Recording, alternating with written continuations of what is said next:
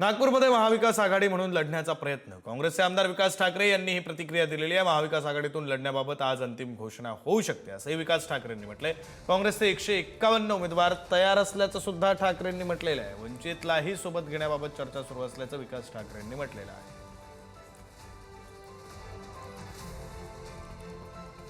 विकास ठाकरे यांनी ही प्रतिक्रिया दिलेली आहे। महाविकास आघाडी म्हणून लढण्याबाबत आज अंतिम घोषणा होऊ शकते असं विकास ठाकरे म्हणाले आहे।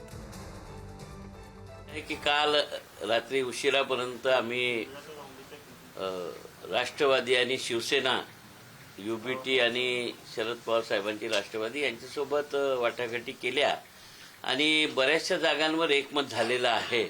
आणि आज मला वाटते की आम्ही संध्याकाळपर्यंत संपूर्ण जागेंचं एकमत करून महाविकास आघाडीची घोषणा करू शकतो असं रात्रीच्या बैठकीमध्ये सर्वांचा सूर पाहला तर तसा होता। कारण की जिथे जिथे एकमत होणार नव्हतं सगळ्या नेत्यांशी चर्चा करून आमचे एकमत झालं आहे आणि समविचारी पक्षांची आघाडी करून लढण्याचा महाविकास आघाडीसोबत